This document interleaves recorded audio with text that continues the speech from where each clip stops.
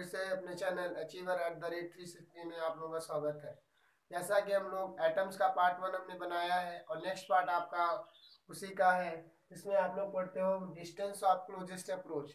मतलब distance of closest approach क्या होता है। हमने पार्ट वन में आपको अल्फा स्कैटरिंग पढ़ाया था कि क्या होता है, रदरफोर्ड ने कैसे उसको एक्सपेरिमेंट किया। उसको आप हमारे पार्ट 1 में जाकर के आप देख सकते हैं। ठीक है, नेक्स्ट इसमें देखिए क्या है, आप समझ सकते हैं पार्ट 2 है आपका। ठीक है, पार्ट 2 है एटम का। ठीक है, जो आप चैप्टर पढ़ रहे हो एटम, उसका ये पार्ट 2 है। ठीक, पार्ट 2 में ये पढ़ना है।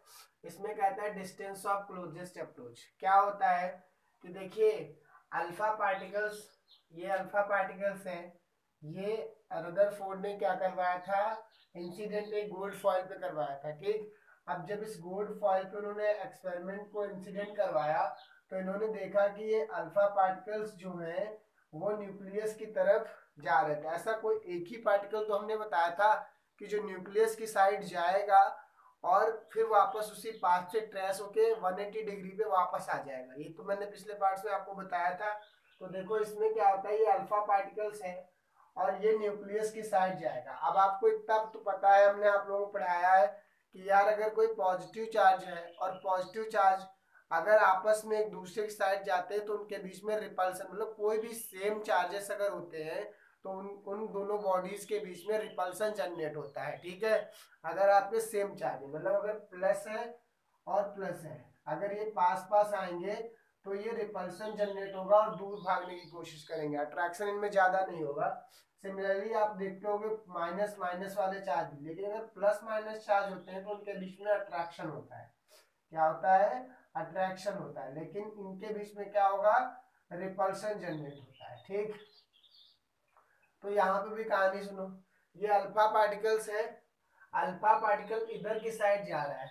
अब आप देखते हो ये न्यूक्लियस है, न्यूक्लियस भी कैसा चार्ज कंटेन करता है, पॉजिटिव चार्ज। ये तो पढ़ चुके हो, न्यूक्लियस भी पॉजिटिव चार्ज और अल्फा पार्टिकल पे भी क्या होता है, पॉजिटिव चार्ज होता है। जिसकी वजह से क्या हो जाता है कि ये एक डिस्टेंस तक तो जाते हैं, लेकिन क्या होता है कि उसको टच नहीं कर पाते, न्यूक्लियस के अंदर जा नहीं पाते हैं, क्योंकि वहां पे क्या होता है, पॉजिटिव चार्ज और रिपल्सन जनरेट होता है। तो इतने पास जाके फिर वापस वही है कि ये अल्फा पार्टिकल यहाँ तक तो पहुंचता है और फिर वो क्या करता है, वापस retrace part due to the repulsion, मतलब कोलम्बिक रिपल्सन जो लगता है, कोलम्बिक रिपल्सन की वजह से ये बॉडी, ये अल्फा पार्टिकल फिर वापस आता है।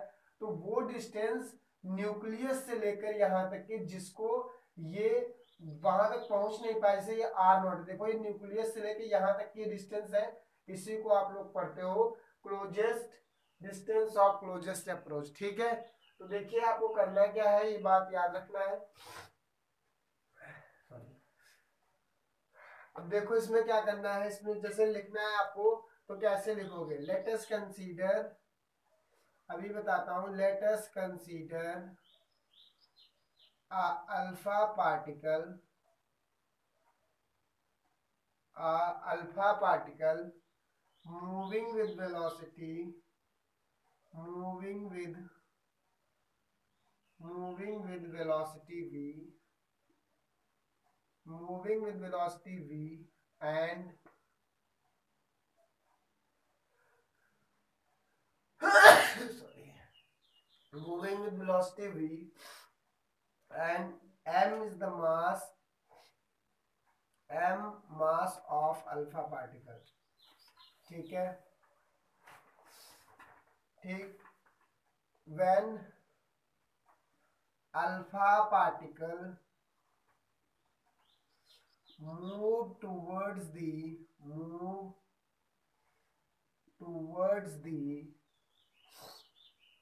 न्यूक्लियस, क्या करता है, move towards the nucleus, then at a certain distance,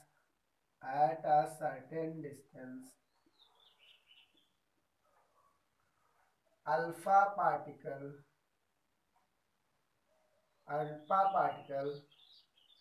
stop its movement, stop its movement and retrace its path its path its path from the nucleus.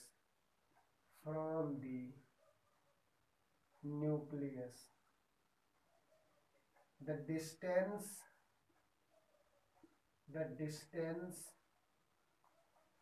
from the nucleus and from the nucleus from the nucleus at which alpha particle retrace its path its path is known as distance of closest approach।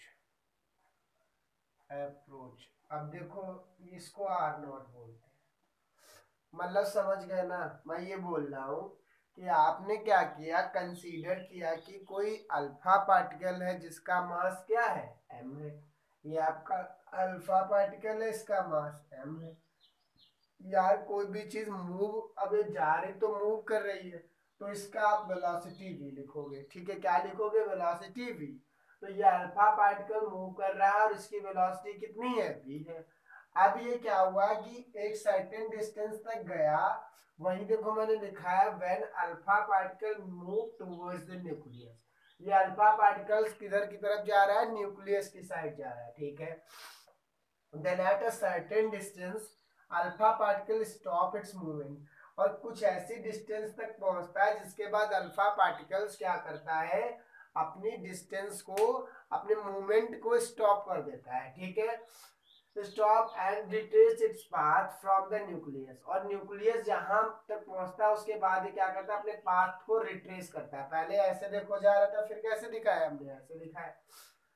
at which alpha particle retraces its path is known as a distance of nucleus से, ठीक है, जहां से इसने अपने path को retrace किया है वहां से और न्यूक्लियस की जो दूरी है, डिस्टेंस होती है, उसी को क्लोजेस्ट अप्रोच बोलते हैं, इसको डिस्टेंस ऑफ क्लोजेस्ट अप्रोच बोलते हैं। एक चीज याद रखना, ये ऐसा इसलिए कर रहा है, ये जरूर लिख लो, ड्यू टू द, ये जो हो रहा है ना, नोट डाल के लिख लो, ये जो हो रहा है उसका रीजन ये है, because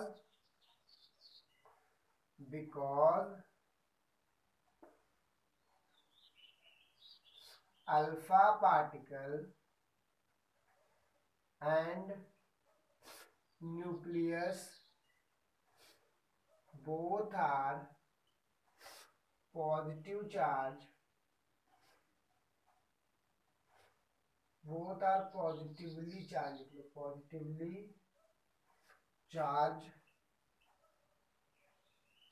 contain, it means they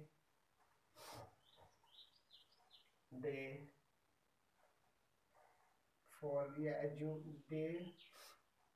इसके बाद मतलब ये आपको लिखना है, because alpha particles and nucleus both are positively charge, दोनों पे कैसा चार्ज होता है, positively charge, and contain, it means they repulse, they act are repulsive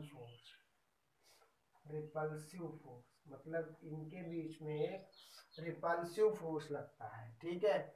इसीलिए ये क्या करते हैं, दूर भागने की कोशिश करते हैं, due to the repulsive force. It means act between, मतलब इनके बीच में कैसा फोर्स लगेगा, रिपल्सिव फोर्स लगेगा। अब देखो इसका थोड़ा एक कहानी बताते हैं, ये तो समझ में आया ना यहाँ तक की। अब देखो क्या करना है, अब क्लोजेस्ट अप्रोच की डिस्टेंस, तो जब ऐसा होता है तो एक चीज याद रखना कि क्लोजेस्ट अप्रोच मतलब जब ये अल्फा पार्टिकल न्यूक्लियस की तरफ जाता है तो इसकी जो काइनेटिक एनर्जी है वो kinetic energy convert into the electric potential energy. कैसे, देखो यहाँ लिखना है,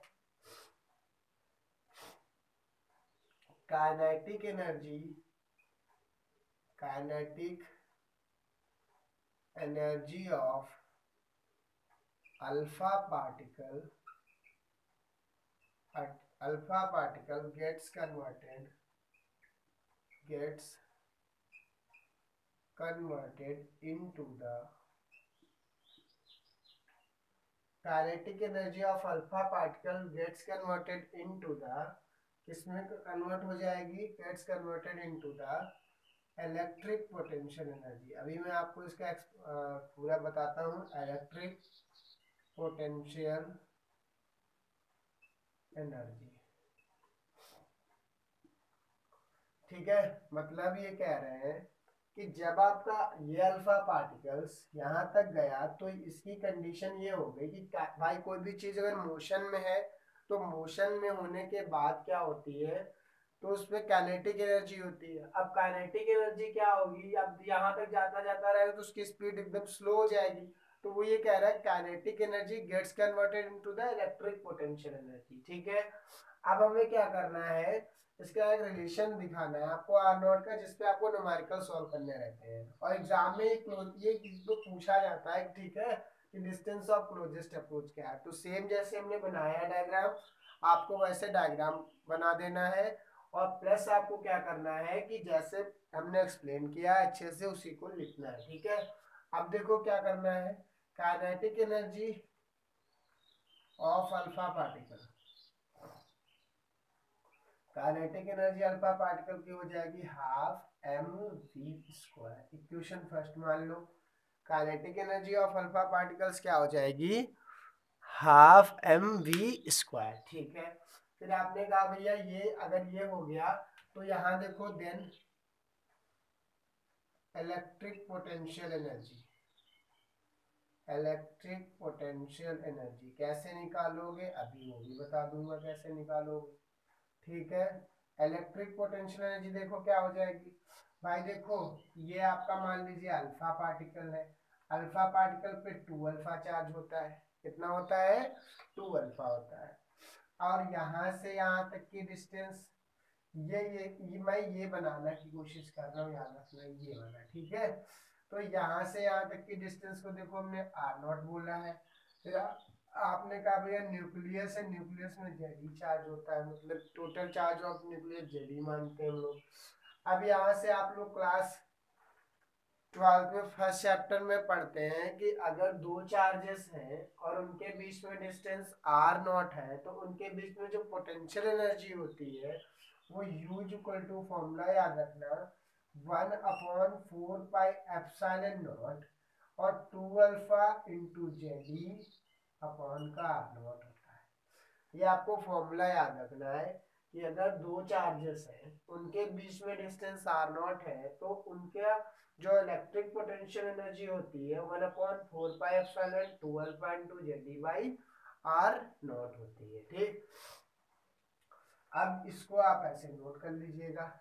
अब देखो अभी ये लिखवाया था काइनेटिक एनर्जी जो कन्वर्ट हो जाती है किसमें, इलेक्ट्रिक पोटेंशियल एनर्जी में, तो आप ऐसे लिख सकते हो half m v square is equal to 1/4 pi epsilon not 2 alpha लिख दो और यहाँ पे जेड ई हो जाएगा। सॉरी 2 अल्फा नहीं, यहाँ पे 2 ई लिखना है आपको। ठीक है, क्योंकि अल्फा पे नहीं 2 ई इज द चार्ज होता है। ठीक, तो 2 इंटू ई तो यहाँ 2 ई स्क्वायर हो जाएगा और जेड अपॉन का यहाँ आर नॉट। अब मुझे आर नॉट चाहिए ना, क्योंकि closest approach distance r not होती है, तो इधर इसको भेज दोगे तो 1/4 पाई एप्सिलॉन नॉट लिख दोगे।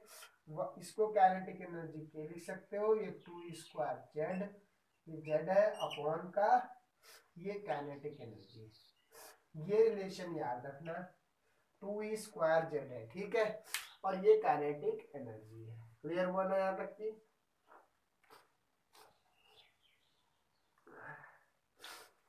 Are naught is equal to 1/4 pi epsilon not 2 e square z by k is your kinetic energy, z is the atomic number, यहाँ लिख सकते हो z is equal to atomic number है, ठीक है। E आपको पता है charge of electron, charge of electron है, ठीक है। और देन आपका के आपको काइनेटिक एनर्जी होता है, काइनेटिक एनर्जी, ठीक। आर नॉट तो पता ही है, डिस्टेंस ऑफ क्लोजेस्ट अप्रोच है, डिस्टेंस ऑफ क्लोजेस्ट अप्रोच है, ठीक। और 1/4 पाई एप्सिलॉन नॉट की वैल्यू याद रखना, तो आपको सबको पता है 9 × 10⁻9 होती है, ठीक है। 9 × 10⁻9 होती है। तो ये आपका खत्म हो गया डिस्टेंस ऑफ क्लोजेस्ट अप्रोच। अब आपको नेक्स्ट में आता है इम्पैक्ट पैरामीटर, ठीक है। क्या आएगा? Impact parameter.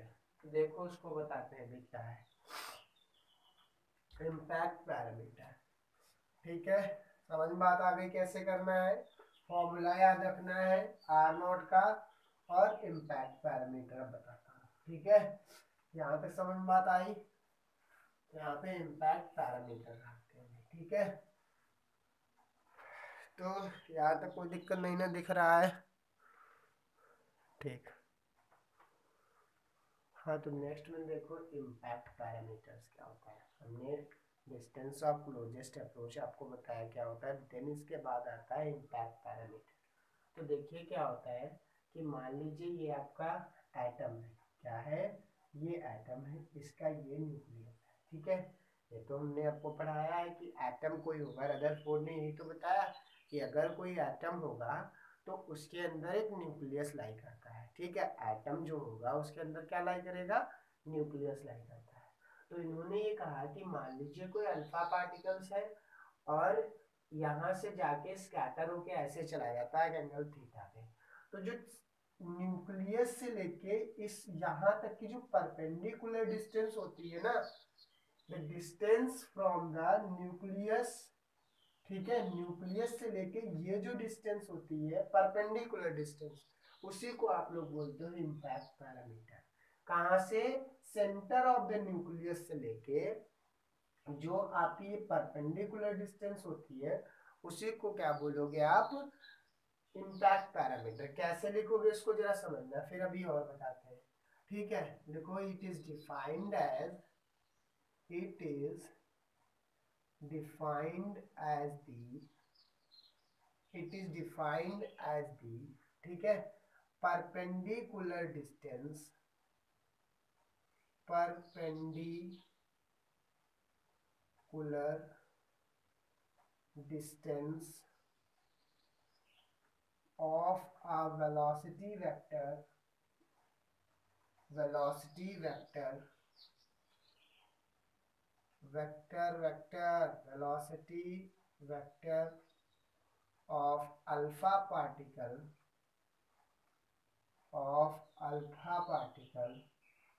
from the center of the nucleus, center of the nucleus, center of the nucleus when alpha particle away from the atom, ये आपकी डेफिनेशन होती है इम्पैक्ट पैरामीटर की, ठीक है। वो ये कहते हैं it is defined as the perpendicular distance of a velocity vector of alpha particles from the center of the nucleus when alpha particles away from the atoms. मतलब जब आपका अल्फा पार्टिकल्स, ये देखिए एटम है और एटम से alpha particles दूर है, ठीक। तो वहां से अल्फा पार्टिकल्स की जो लाइन गई है वहां से, और सेंटर की जो लाइन है ये आपकी centre of the nucleus line है, यहाँ की जो परपेंडिकुलर डिस्टेंस होती है उसी को आप लोग इम्पैक्ट पैरामीटर बोलते हैं, ठीक है। अब क्या करना है कि ये तो आपको इम्पैक्ट पैरामीटर समझ में आ गया। अब नेक्स्ट इसकी बात समझो कि विच फैक्टर अफेक्टिंग, इसमें क्या करना है, मतलब ऐसा क्वेश्चन होता है कि कौन कौन से फैक्टर जो है वो स्कैटरिंग को या फिर अल्फा स्कैटरिंग को अफेक्ट करते हैं, ठीक है। Which factor affect the alpha scattering, ठीक, ये याद करना, which factor affect the alpha scattering, ठीक है। तो ये अगर मान लो आपसे पूछता है कौन कौन से फैक्टर्स हैं जो अफेक्ट करते हैं अल्फा स्कैटरिंग को, तो पहला लिखना है इम्पैक्ट पैरामीटर, एग्जाम में पूछा जा सकता है, ठीक है। इम्पैक्ट पैरामीटर की मतलब कौन से फैक्टर्स हैं scattering affect the alpha scattering, तो फर्स्ट है इम्पैक्ट पैरामीटर, और सेकेंड याद रखना, सेकेंड याद है nature of the electric potential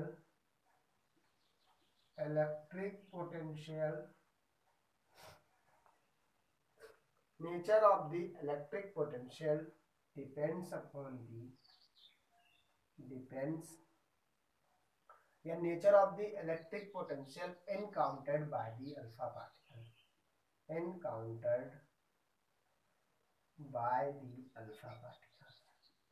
ये दो पॉइंट्स हैं जिन्हें आपको याद रखने। मान लीजिए आपसे पूछ लिया कि जरा हमको ये बताइए वो कौन से दो फैक्टर्स होते हैं जो स्कैटरिंग पे अफेक्ट करते हैं, तो पहला आपको याद रखना है इम्पैक्ट पैरामीटर, और सेकेंड क्या आता है nature of the electric potential counted by the alpha sorry, ठीक है, समझ बात आ गई। तो ये याद रखना है। नेक्स्ट में आपको क्या पढ़ना है, नेक्स्ट में देखो एक रिलेशन दिया था इन्होंने रदरफोर्ड ने, the relation between the Rutherford, देखो एक रदरफोर्ड ने रिलेशन दिया है इम्पैक्ट पैरामीटर और थीटा के बीच में, ठीक है, स्कैटरिंग एंगल के बीच में, ठीक है। तो रदरफोर्ड कहाँ गई है, ठीक। तो एक इसमें क्या किया है कि एक एक्सपेरिमेंट मतलब एक्सपेरिमेंट के थ्रू रदरफोर्ड ने इम्पैक्ट पैरामीटर और स्कैटरिंग एंगल के बीच में एक क्या दिया है, रिलेशन दिया है, जिसे आपको याद रखना है। तो रिलेशन क्या है, b is equal to 1/4 pi epsilon not, ठीक है। यहाँ पे आपका ZE है, ठीक है, अपॉन का काइनेटिक एनर्जी है जिसको आप लोग के लिखते हो या काइनेटिक एनर्जी लिख लो के, ठीक। और यहाँ पे आपका कॉट है और θ/2 है, ठीक है। ZE है, यहाँ ZE स्क्वायर हो जाएगा, ये दिख रहा है ना तुम लोगों को, नहीं दिख रहा है, हाँ ठीक, ठीक। तो यहाँ से आपका क्या हो जाएगा, b इज इक्वल टू यहाँ पे इंटू ई भी लगा लीजिए क्योंकि ई रहता है, 1/4 पाई एप्सिलॉन नॉट, यहाँ ZE स्क्वायर हो जाएगा, अपॉन काइनेटिक एनर्जी को हाफ mv स्क्वायर लिख सकते हो, और इंटू कॉट θ/2। ये आपका फॉर्मूला है between this the impact parameter and theta is the scattering angle, जिसको रदरफोर्ड ने दिया था। क्लियर हुआ यहाँ तक की? तो हमने आपको क्लोजेस्ट अप्रोच भी बता दिया क्या होता है, और हमने आपको बता दिया कि ठीक, हमने आपको इम्पैक्ट पैरामीटर बता दिया। नेक्स्ट हम आपको भी बताते हैं कि रदरफोर्ड ने जो है अल्फा स्कैटरिंग के बेसिस पे अपना मॉडल दिया था, उसके बारे में अभी आपको एक्सप्लेन करेंगे, ठीक। उसके बाद उनके लिमिटेशंस बताएंगे, देन हम आपको बोहर्स मॉडल पढ़ाएंगे। क्लियर हुआ ना यहाँ तक की? ठीक है। अब हम ये क्या करेंगे, आपको नेक्स्ट पार्ट में पढ़ाएंगे, जितना हमने इसमें पढ़ाया है और फर्स्ट पार्ट में पढ़ाया आप उसको देखते रहिए।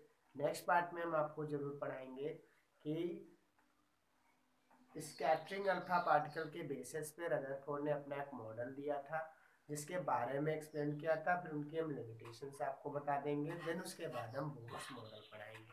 क्लियर हुआ ना? ठीक है, ओके, पढ़ते रहिए अच्छे से।